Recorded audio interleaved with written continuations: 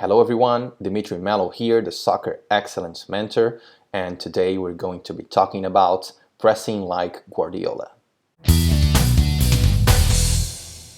So if you're new to my videos, as always, I use my own posts to guide the discussion, so I'm gonna leave the post right here for you, and the link to my social medias right here, so you can follow my posts and follow my content, okay? So today we're going to be talking about pressure, and pressure is not only a way to defend against the opponents during the match.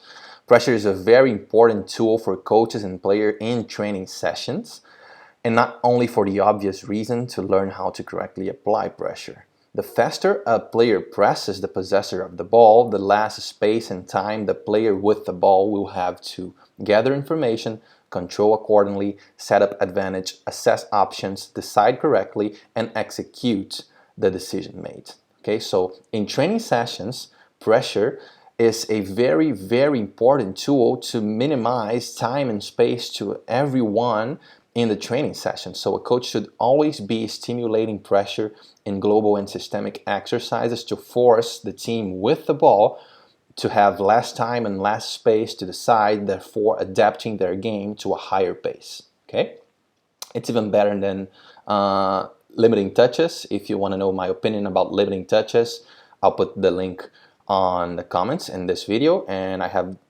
few videos about my opinion on limiting touches. Check it out. Also, the teammates of the player with the ball will have less time and space to support, respond to the possessor needs, generate options, and move off the ball. By imposing a smaller period of time and space for your teammates during a training session to do all of that, you are actually helping them to do all of that faster.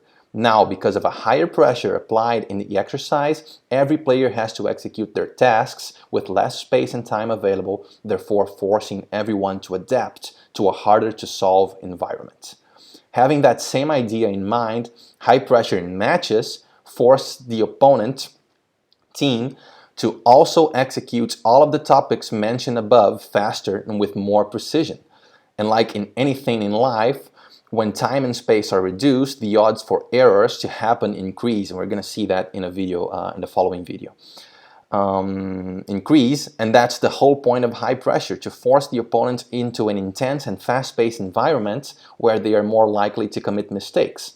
As a coach, whenever you are executing global and systemic exercises, as I just said before, with your team, pressure is always one of the first aspects you should motivate players to execute correctly and as intense as possible, because you want to adapt your entire team to a higher pace of play, to playing into shorter spaces with less time, higher intensity, basically. Okay? So let's move on to the videos I have separated to you to illustrate all of that, and you're going to see exactly the same processes that Guardiola uses in his teams. So you're going to see this in my team, so let's check it out together right here. So first, in this video, you can see here my team is driving the ball to the right, so we're facing here the Brazilian under-20 women's national team. Okay, we were invited to help them prepare to international tournaments. So this is my under-15 team. You can see the results of this game right here. So we're trying to move the ball from the right towards the middle. You can see their pressure here. They're pressing in a 1-4-4-2. Okay, every time I say it, I say 4-4-2, but whenever I write it, I write 1-4-4-2. It's just my way to say it. Okay. So you're going to see it very clearly here as we move the ball all the way to the left to try to penetrate through the middle. Wasn't possible. So you can see here one line of 4 players here. The first defensive line for them, the second defensive line for them. Okay. So you can see clearly 4 players and 4 players. And as we move the ball into all the width available in the fields, their side back jumps the line. They create a new line of 3 behind. This is the standard movement for any line of 4. See clearly here, jump one line, create a new line of obstacles between the ball and the goal, and a new line of 3 here, with always communicating between players what they're doing, and pushing forward whenever they can. Whenever we pass back, they push forward, so very correctly here. And notice now as my false 9 tries to generate this space in the middle, attack through the middle, enjoy the space between the winger and the midfielder, and then we fail here. So now look at our process. First, we start pressure here.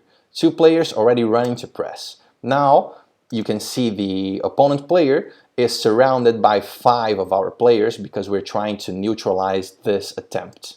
Okay, so very fast here, everyone together. You see that you're going to see that the most important thing in pressure, of course, it is the movements and the coordination, but the most important thing is the mentality, is having clarity on what you're trying to do and keeping up with your philosophy, keeping up with the things you believe that really works. Because, well, you're going to see right now what I really mean. So we accumulate players here to demotivate the player from moving forward. We force them to move backwards. We close the wide option. You see this teammate of hers is not really opening wide to force the 2v1 here, so this option is covered. So this player has no need to run to the side and force her to the middle. We're trying to force her to the middle because I have another player coming here, the left winger, coming here to the right to force them to stay in this side. But this is going to fail. Look at that. They escape this pressure. And now it's where you see if a team really has pressure in its DNA and can keep up with this scenario, because they have 4 players here. It's a 4v1 against this player, right? If they pass here, my player is going to press, but they can easily do a wall pass here and escape my pressure, right? So she chooses to pass to the one player who has more information in the game and more time and space. Very correct option. Look at how my midfielder jumps the line and goes to press. And look at this. This is my left side back, and he chooses to go press too because we want to keep up with the pressure. Okay? We always believe that taking away time and space is the best strategy to win balls and to force mistakes. So we're not going to give up on our strategy. So no matter how difficult it is for us to do it, we are going to try to do it because we believe that if we don't do it, you have more chances to solve the situation on their favor. They have more chances to solve the situation on their favor. So we want to reduce those chances. And my team has it very, very clear in their minds. So you can see that we bet on their mistakes, and look at that.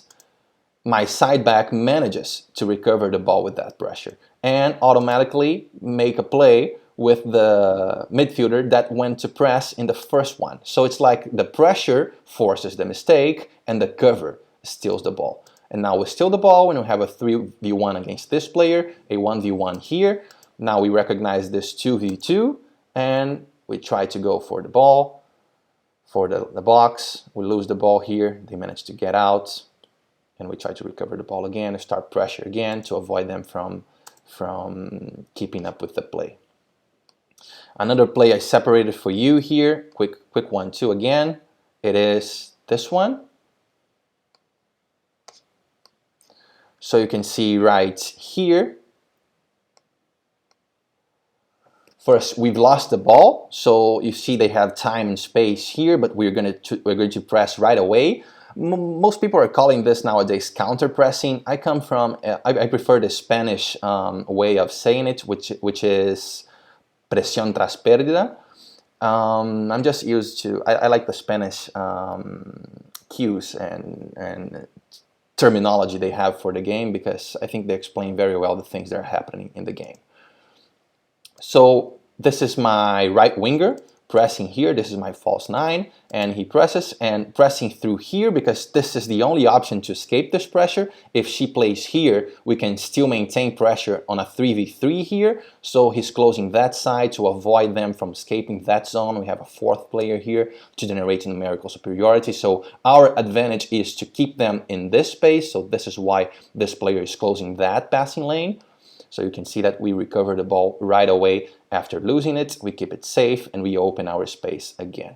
Okay. After that play, you can see we come to another play here. Now they are starting with the goalkeeper right here. You can see that clearly. And notice the body orientation from this center back from their team, she controls with her back to the game, and this is a cue for my player to press. Although he didn't press that hard, he was a hard player to coordinate in terms of intensity of pressure. You can see it's a mild pressure, it's not very intense. Mild pressure because she has the goalkeeper also, so he's just forcing them to play with the goalkeeper, because then the goalkeeper is going to run out of options here. It's a 2v2, 1v1 here, 1v1 here. So they pass to the goalkeeper, they have one pass here and one pass in the middle that is not that easy. You have to train that pass, because this ball between those two girls, you have to be trained to try to do that pass. So she tries that pass wide, we recover the ball with our midfielder and start the play again from here. It's a foul. And in this next play, you can see how many free players they have right here.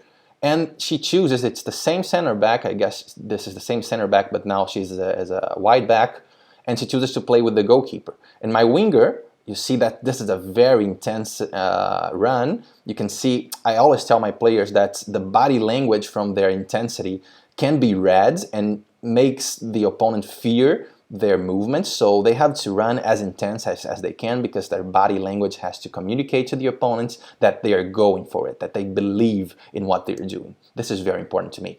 Look how my players follow the lead. This is the leader of my team right now. He is controlling the situations, so if he presses hard, everyone has to press hard. So you see my false 9 here, he's going to be just on his back, because he's trying to analyze if the goalkeeper is going to play into the middle or wide, so he can decide if he goes wide or to the middle.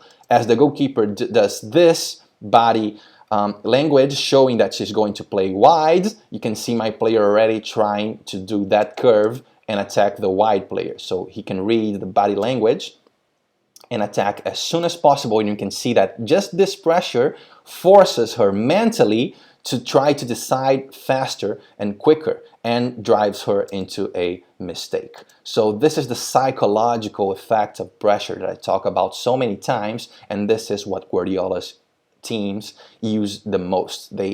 It's not just about the pressure, it's about the psychological effect of pressing that high. Okay? So guys, I hope you could have lots of information from this video. Okay? If you like my content, make sure you thumbs up this video, you subscribe to my channel, check my other social media, Facebook, Instagram. I'm always updating those social medias with very valuable content and applicable content, and I'm always trying to bring those posts I do there to YouTube to do more developed posts as this one I'm doing right now, more in-depth analysis to you. Check my other videos in the same channel. I have an entire series called Soccer Coaching Express. It's a course divided in 14 episodes that will teach you the basics of coaching my way, and there are a lot of things that I bring to you from what I've learned in my Barcelona times. You can see my background in my social medias too. Okay? Share this video with anyone who you think would benefit from this content, and let's all drive our performance towards excellence.